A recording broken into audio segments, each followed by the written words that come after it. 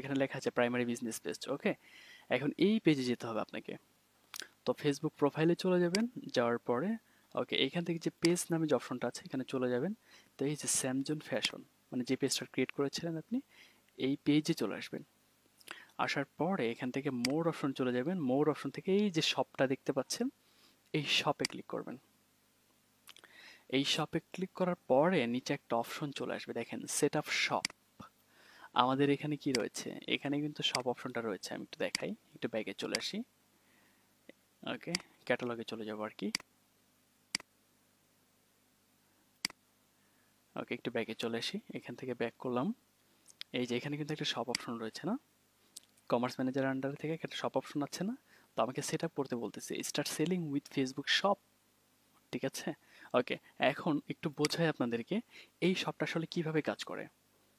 দেখেন, একটা ফেসবুকে কোনো একটা কাস্টমার যদি আসে, সে কিন্তু জাস্ট আমরা যে সকল প্রোডাক্ট আপলোড করব সেই প্রোডাক্টগুলো কিন্তু আমার পেজে দেখতে পারবে, তাই না? বাট আমরা যদি প্রথমত হচ্ছে ক্যাটালগের দুইটা বেনিফিট, একটা হচ্ছে আমরা ওইখান থেকে ডাইনামিক প্রোডাক্ট অ্যাডটা দিতে পারি। আরেকটা হচ্ছে আমরা যদি আমাদের পেজের সাথে এই সব বাটনের সাথে যদি আমরা ক্যাটালগটা কানেক্ট করি বা আমাদের কমার্স ম্যানেজারটা যদি আমি কানেক্ট করি, তাহলে আমরা যে প্রোডাক্টগুলো আপলোড করেছি আমাদের কমার্স ম্যানেজারে, যে প্রোডাক্টগুলো আমরা আপলোড করেছি এই প্রোডাক্টগুলো ফেসবুক পেজে শো করবে। ফেসবুক পেজ মানে কেউ যদি আমার কোনো একটা কাস্টমার আমার পেজে আসে, এসে এখান থেকে সব বাটনে ক্লিক করে সব অপশনে চলে আসে, তাহলে ওয়েবসাইটে যেরকমভাবে আমাদের প্রোডাক্টগুলো দেওয়া আছে এইরকমভাবে আমাদের এই পেজে শো করবে। তো কোনো একটা কাস্টমার যদি কেউ প্রোডাক্টগুলো পারচেস করতে চায়, এখানে ক্লিক করে ডিরেক্ট আমার ওয়েবসাইটে গিয়ে পারচেস করতে পারবে। এটা একটা বেনিফিট।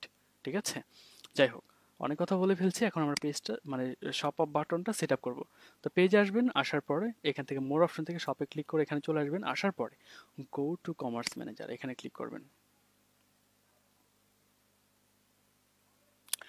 আসার পরে নিচে চলে আসবেন, এখান থেকে নেক্সট প্রেস করবেন। তারপর এইটা হচ্ছে আপনার মেল। ঠিক আছে, business you should be an email to contact company business, alright. তো আপনার এখান থেকে সেলস চ্যানেল মানে আপনার বিজনেস ম্যানেজারটা কোনটা ছিল? ঠিক আছে, এইটা ছিল। আচ্ছা, এখন পেজ কোনটা? ঠিক আছে, এটা কি ফেসবুক পেজ? এটা কি ফেসবুক পেজ, আর এটা হচ্ছে আপনার কি প্রোডাক্ট। ওকে, তো আপনি কি করবেন, যদি বিজনেস ইনফরমেশনে যদি আপনি মেলটা চেঞ্জ করতে চান তাহলে এখান থেকে করতে পারবেন। এই মেলটা কোনটা, যেটা দিয়ে আপনার বিজনেস ম্যানেজার খোলা হয়েছে। আর সেলস চ্যানেল হচ্ছে আমাদের কোনটা, স্যামজন ফ্যাশন। ঠিক আছে, এটা হচ্ছে আপনার কি, এটা বিজনেস ম্যানেজার। তো এখান থেকে আপনি চাইলে এখানে চেঞ্জে ক্লিক করলে আপনার এখান থেকে আপনি চেঞ্জ মানে ক্লিক করতে পারবেন আর কি, মানে চেঞ্জ করতে পারবেন। এই যে আরেকটা রয়েছে, ঠিক আছে, স্যামজন ফ্যাশন ফেসবুক পেজ। তো আপনি কোন পেজের আন্ডার থেকে এটা ক্রিয়েট করেছেন, মানে আমরা কোন পেজের আন্ডার থেকে কমার্স ম্যানেজারে যাচ্ছি, এটা থেকে, রাইট? কারণ আপনার অনেক ধরনের পেজ আছে, আরও অনেক পেজ রয়েছে এখান থেকে দেখতে পাচ্ছেন। ওকে, তো যাই হোক, এটাকে কি বলা হয়, শো অল অ্যাকাউন্ট। ঠিক আছে, তো আমি এখান থেকে এইটা সিলেক্ট করবো যে পেজ থেকে আমি এসেছি। ওকে, স্যামজন ফ্যাশন। ওকে, পেজের নাম হচ্ছে স্যামজন ফ্যাশন। ওকে, আমি এইটা সিলেক্ট করব। ওকে, তারপর এখান থেকে নেক্সটে ক্লিক করবেন। এখন প্রোডাক্ট কিন্তু আমরা অলরেডি আপলোড করেছি, ওই প্রোডাক্টটা কিন্তু এখানে শো করতেছে। বাট আপনি চাইলে এখান থেকে আরেকটা ক্যাটালগ ক্রিয়েট করতে পারেন, বাট নো, আমরা একটা ক্যাটালগ ক্রিয়েট করেছি অলরেডি। ক্যাটালগের নাম হচ্ছে ইয়ারফোন, আর ওই ক্যাটালগটা আপনি সিলেক্টেড অবস্থায় আছে, পরিবর্তন করার দরকার নেই। ওকে, তারপর এখান থেকে জাস্ট আপনি নেক্সট প্রেস করবেন। অলরাইট, তারপরে এখান থেকে কি দেওয়া আছে, এখান থেকে যে চেক মার্কটা আছে, by submitting your shop for review you are agree to our seller agreement. ঠিক আছে, এটাকে চেক মার্ক দিয়ে, মানে আমরা যখন এটাকে সাবমিট করব তখন এটা ফেসবুকের কাছে রিভিউতে চলে যাবে। তারা রিভিউ করে যদি দেখবে, তারা অ্যাকচুয়ালি ফেসবুক এটা রিভিউ করবে কেন? কারণ আপনি আপনার শপে এমন কোনো প্রোডাক্ট অ্যাড করতে যাচ্ছেন, সেটা কি কাস্টমারদের জন্য কোনো ডেঞ্জারাস প্রোডাক্ট নাকি? ঠিক আছে, মানে এই প্রোডাক্টটা কোনো ক্ষতিকর প্রোডাক্ট কি না, এটা চেক করার জন্য ফেসবুক কি করবে, আপনার এটা রিভিউতে রাখবে। ফিনিশ সেটআপে ক্লিক করবেন। সময় নিচ্ছে, একটু অপেক্ষা করি আমরা।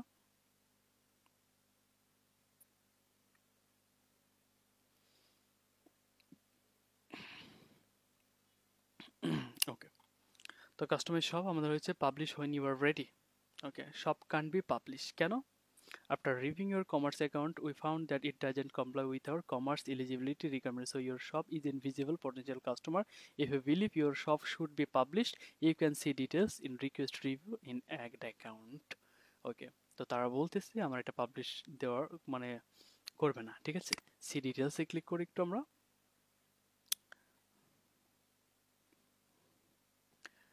এখানে ক্লিক করে এই যে আমাদের এখানে যে রিকোয়েস্ট রিভিউ নামে যে অপশনটা রয়েছে এখানে ক্লিক করব এবং এখানে আপনি লিখে দিবেন যে মাই product is original and it doesn't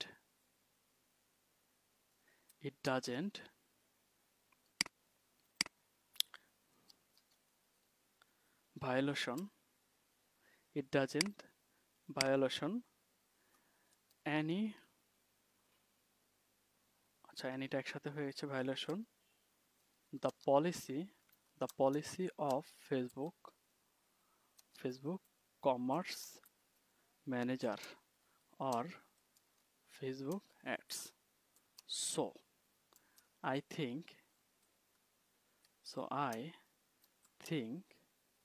my commerce manager is restricted by mistakenly. Please review my commerce manager and activate.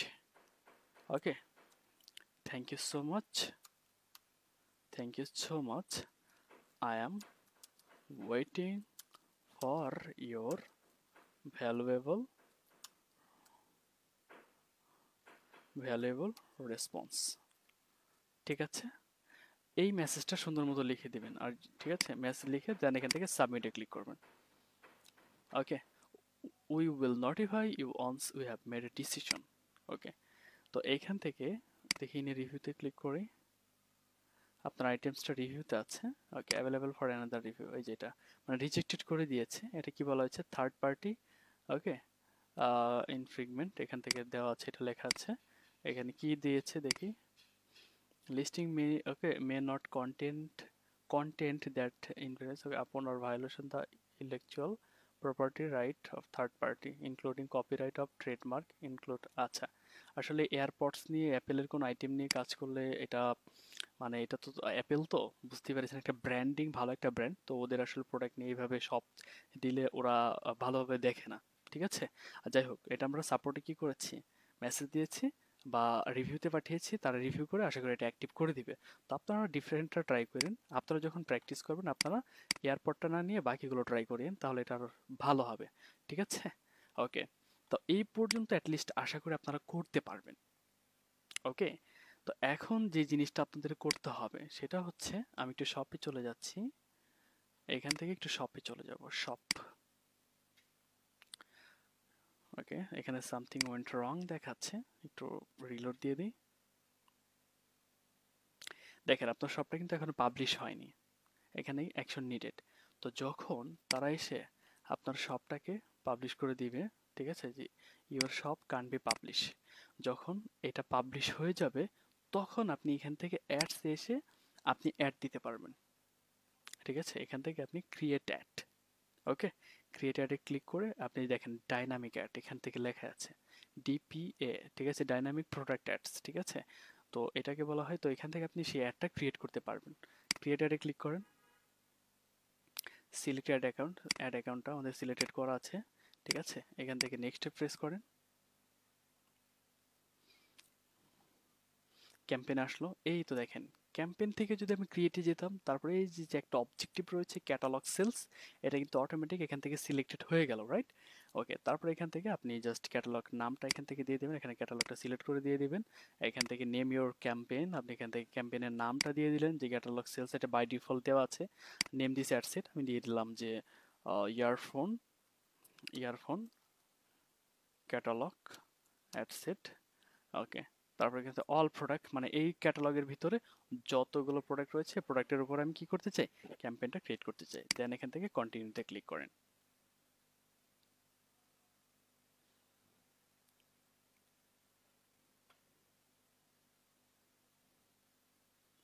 ওকে, তো এইভাবে জাস্ট এতটুকু আপনাকে এখান থেকে করতে হবে। আর বাকিটুকু যে সেটিংগুলো, এগুলো আশা করি আপনারা জানেন। অ্যাডভার্টাইজিং চেঞ্জেস এফেক্টিভ প্রিয় add.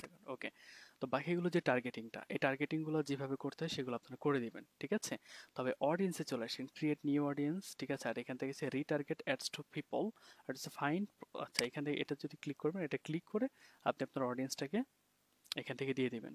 Second option, find prospective customers even if they haven't interacted with your business. Okay, এই অপশনটা সিলেক্ট করে আপনি কাদেরকে টার্গেটিং করতে চান, ওইটা প্রোডাক্ট রিলেটেড টার্গেটিংটা হবে। টার্গেটিং করে ল্যাঙ্গুয়েজ দিয়ে সব কিছু এখান থেকে, তো এগুলো তো আপনারা জানেন আসলে এগুলো কীভাবে করতে হয়। দিয়ে নেক্সটে ক্লিক করবেন। নেক্সটে ক্লিক করে এখান থেকে আপনি যে সকল প্রোডাক্টের উপর অ্যাডটা দিতে চান, আচ্ছা এখান থেকে ইনস্টাগ্রাম অ্যাকাউন্টটা আমাদেরকে দিতে বলতেছে, সিলেক্ট করে দিবেন আপনি ইনস্টাগ্রাম অ্যাকাউন্টটা। আর এখান থেকে পেজটা সিলেক্ট করে দিবেন, এইটা, এই পেজ থেকে আপনি অ্যাডটা দিবেন, ঠিক আছে? ওকে, এখন দেখুন ইরোরটা নেই, দেখতে পাচ্ছেন? আমি এই যে যে প্রোডাক্ট আমি আপলোড করেছি দেখাচ্ছি আপনাদের, এই প্রোডাক্টটা কিন্তু এখানে চলে আসছে, রাইট? দেখেন, আমাকে কিন্তু কি আলাদাভাবে প্রোডাক্টের ইমেজ দিতে হয়নি, আলাদাভাবে টাইটেল দিতে হয়নি, আলাদাভাবে স্বপ্ন বাটনটা সেট আপ করতে হয়নি, রাইট? ওকে, তো আপনি কি করবেন এভাবে, এখন আমরা যতগুলো প্রোডাক্ট ওইখানে আইটেম অ্যাড করতাম ততগুলো প্রোডাক্টই কিন্তু এখানে চলে আসতো, বাট আমরা একটা আপলোড করেছি, দ্যাটস ওয়াই এখানে একটা শো করতেছে। ওকে, তো এইখান থেকে আপনি একটা কাজ করবেন, এখানে যে অ্যাড টেক্সট রয়েছে, এই যে প্রাইমারি টেক্সট, তো প্রাইমারি টেক্সটটা এটা আপনি দিয়ে দিবেন। ওকে, উপরে যে প্রাইমারি টেক্সটটা কীভাবে লিখতে হয় এগুলো আপনারা জানেন, গত ক্লাসে দেখেছেন। তো এখান থেকে প্রাইমারি টেক্সটটা আপনি জেনারেট করে দিবেন। ওকে, আচ্ছা, তাহলে আপনাদের বাকিগুলো সব কিছু সেম থাকবে, কোনো পরিবর্তন করার দরকার নেই। জাস্ট এখান থেকে এসে পাবলিশে ক্লিক করবেন, পাবলিশে ক্লিক করলে একটা পাবলিশ হয়ে যাবে। আর এটাকে বলা হয় DPA, that means dynamic product ads, যেটা আমরা কোথা থেকে ক্রিয়েট করেছি, ক্যাটালগ থেকে ক্রিয়েট করেছি, কমার্স ম্যানেজার থেকে। তো আপনি কমার্স ম্যানেজার থেকেও ডিরেক্ট ক্রিয়েট করতে পারেন, আবার আপনি অ্যাড ম্যানেজার থেকেও ক্রিয়েট করতে পারেন। আমি একটু দেখাচ্ছি, দেখেন এটা কিন্তু আমি দেখিয়েছি কোথা থেকে, কমার্স ম্যানেজার থেকে। আরেকটা দেখাই অ্যাড ম্যানেজার থেকে, অ্যাডস ম্যানেজার।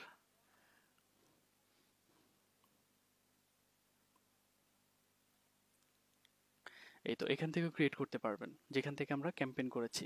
ক্রিয়েটে ক্লিক করে জাস্ট অবজেক্টিভটা সিলেক্ট করে দিতে হবে ক্যাটালগ সেলস, এই যে ক্যাটালগ সেলস।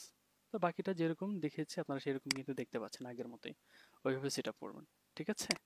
যেটা একটু আগে এখানে দেখালাম। জাস্ট যদি অ্যাড ম্যানেজার থেকে যান তাহলে আপনাকে ক্লিক করতে হবে ক্যাটালগ সেলস, এটা সিলেক্ট করতে হবে।